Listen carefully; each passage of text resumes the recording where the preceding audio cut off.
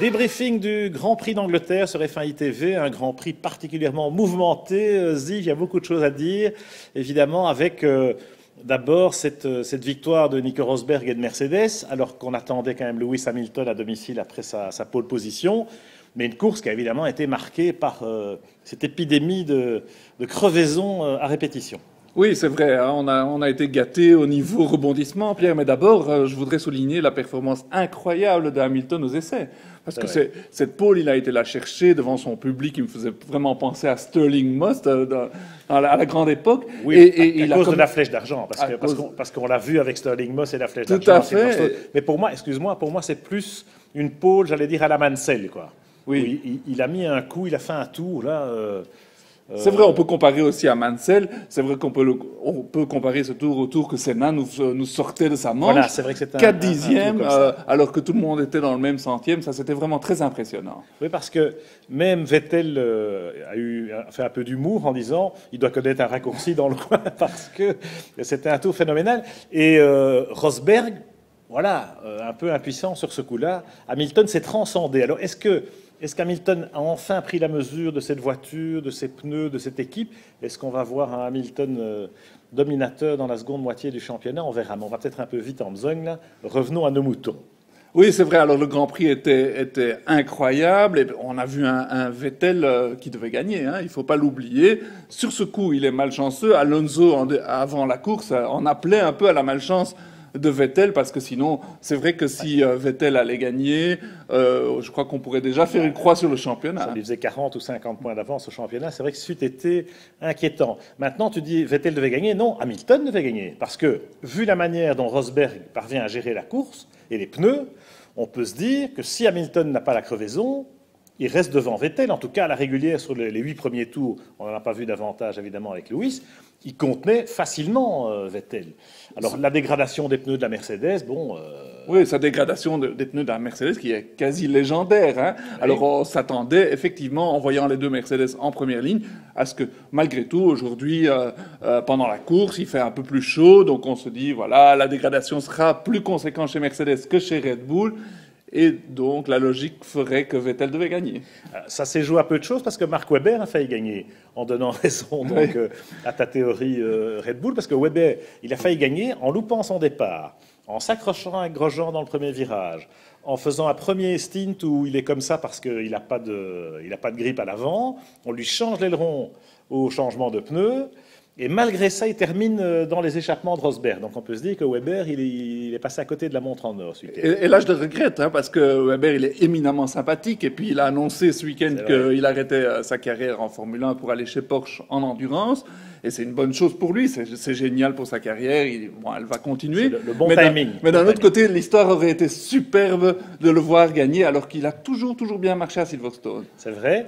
Mais moi, je dirais... Alors, il s'est plaint un peu, hein, notamment du comportement de Grosjean dans le virage 2 ou le virage 3. Moi, je veux bien, mais si Webber ne rate pas son départ, il n'est jamais avec Grosjean. Donc, c'est un peu facile de toujours taper sur le pianiste, alors que là, Webber, il n'a qu'à s'en prendre lui-même, quelque part, ou à Red Bull.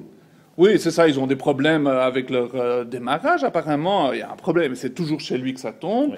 Et bon, il n'a pas incriminé Grosjean sur ce coup-là, parce que Grosjean est déjà assez incriminé. Et c'est vrai qu'il a été un tout petit peu tassé, mais au premier tour, on est à 4 de front, il y a des choses qui arrivent, et bon, ça peut arriver. Ouais, ce qui est malheureux, c'est que ça arrive de nouveau à Grosjean. On en reparle tout à l'heure à propos de Romain. Alors bon, Mercedes qui l'emporte, hein, avec Nico Rosberg. C'est une belle victoire malgré tout. C'est sympa parce qu'il l'a souligné lui-même, Nico. Brackley est à 9 miles de Silverstone. Hein, après Force India, c'est l'équipe la plus proche du circuit.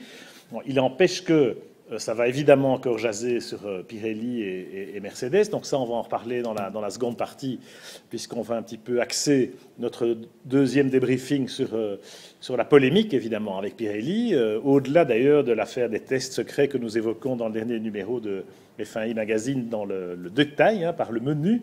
Il y a évidemment la réunion de crise à Paris et tout ce qui va suivre. Revenons plutôt dans le factuel de cette course, Ziv. Le grand, comment dirais-je, le grand bénéficiaire, c'est quand même Fernando Alonso, alors que quand on voit les Ferrari en qualif, il y avait de quoi être inquiet. Oui, tout à fait. Alonso a bénéficié des abandons de Vettel, des problèmes d'Hamilton, parce que sinon il marquait jamais des gros points. Et il était le premier à le dire. Hein. Il a dit ouais, on a eu beaucoup de chance, on a eu beaucoup de chance. Il ne cachait pas sa déception parce que la Ferrari, elle marche à reculons. Tout le monde progresse sauf la Ferrari, donc ils ont vraiment un problème. Et si tout l'été, les quelques grands prix qui viennent, que ce soit le Grand Prix d'Allemagne, le Grand Prix de Hongrie, il ne trouve pas un peu de performance, bon, Alonso, il aura du mal hein, au niveau championnat. Il s'est amèrement plaint samedi d'ailleurs, hein, une interview qui en disait long hein, sur le fait que plus ça va, moins ça va. Quoi. Alors que ça fait effectivement maintenant quelques années qu'il court après la performance. La dernière pole position de Fernando, ça remonte à Silverstone en 2011, il y a 2 ans, parce qu'il pleuvait. Et donc le fait de ne jamais pouvoir partir dans le haut de la grille, il n'y a pas de miracle. Je trouve que Fernando fait de nouveau une course exemplaire parce qu'il est combatif, il est opportuniste. Il joue bien le coup en stratégie aussi chez Ferrari en mettant les pneus neufs pour parce que quand on voit le dernier safety car, on se dit c'est risky business parce qu'Alonso il repart 8e. Hein. Oui, il y a une ironie hein, avec la victoire de Rosberg et les contre-performances de Ferrari, c'est que il n'y a pas si longtemps, ils ont mis Aldo Costa à la porte et qui a engagé Aldo Costa? C'est Mercedes, et c'est Mercedes qui gagne. Ils doivent peut-être s'en mordre les doigts un tout petit peu. Oui, même si, bon, ça c'est un peu le jeu de... Chez Ferrari, je pense que c'est pas l'histoire d'un homme, hein, c'est un système, plutôt une méthode, sans doute. C'est vrai. Il n'y a pas de Fry qui est là. Ils viennent d'engager... Enfin, voilà, ils continuent à recruter. Hein, je veux dire, c'est valable chez McLaren aujourd'hui. Quand on voit où se trouve McLaren, c'est quand même très inquiétant aussi. Ils vont sans doute faire une croix sur cette saison. C'est pas pour autant qu'ils seront devant l'année prochaine, même si l'année prochaine, on sait qu'on repart quasiment de zéro.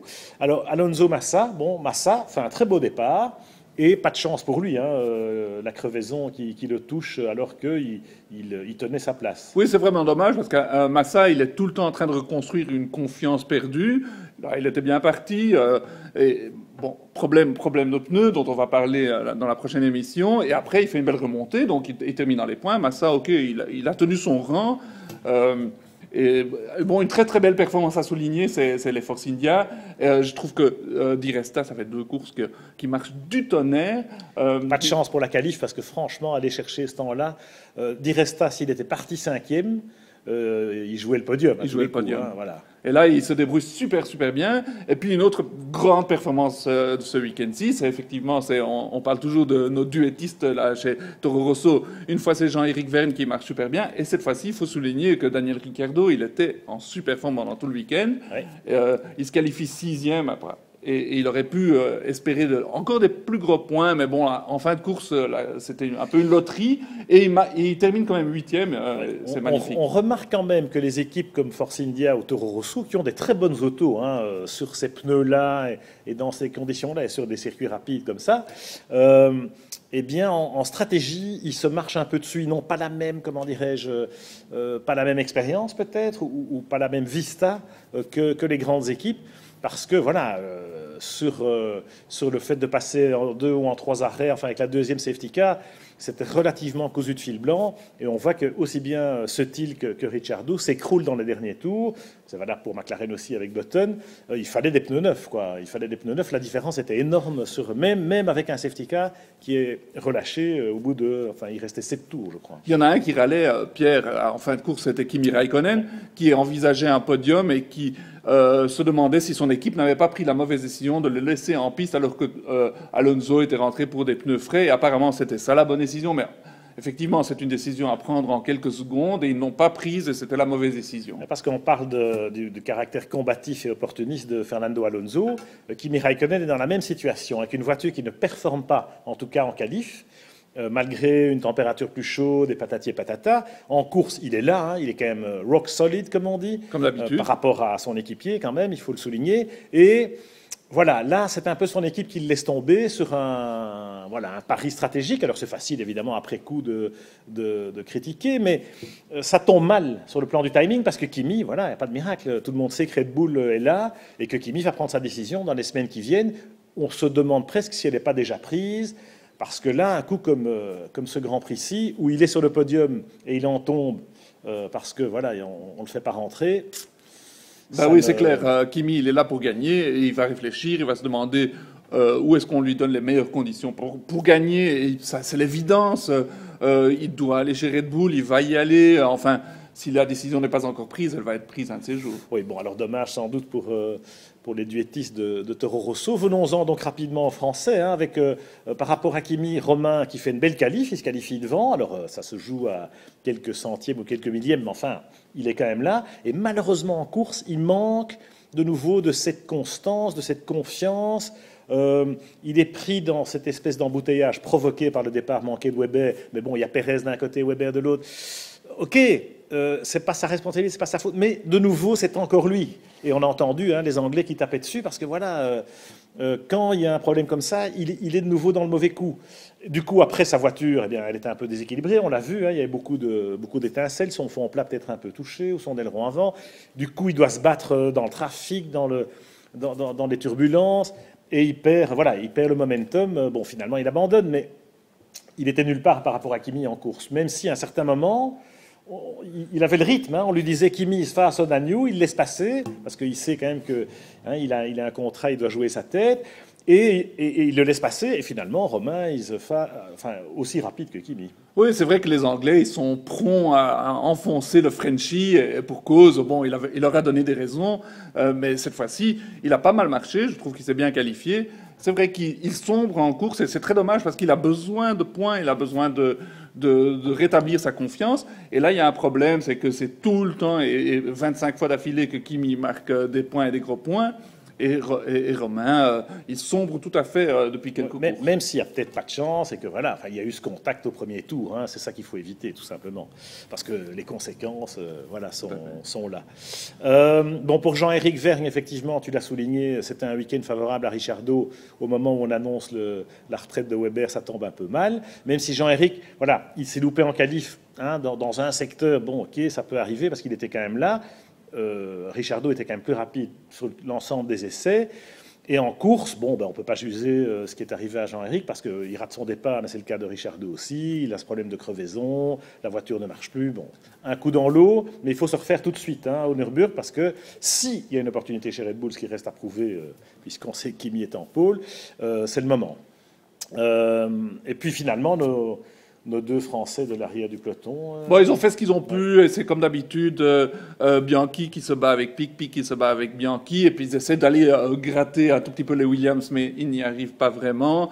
Et malheureusement, ils font avec ce qu'ils ont, et bon, ils n'ont pas démérité, ils ont terminé la course, mais il n'y a pas plus à dire que ça. Charles fait quand même une belle course, parce que d'abord, il se qualifie bien devant. Quand on voit la claque qu'ils mettent tous les deux à leurs équipiers respectifs, ça, c'est quand même assez impressionnant.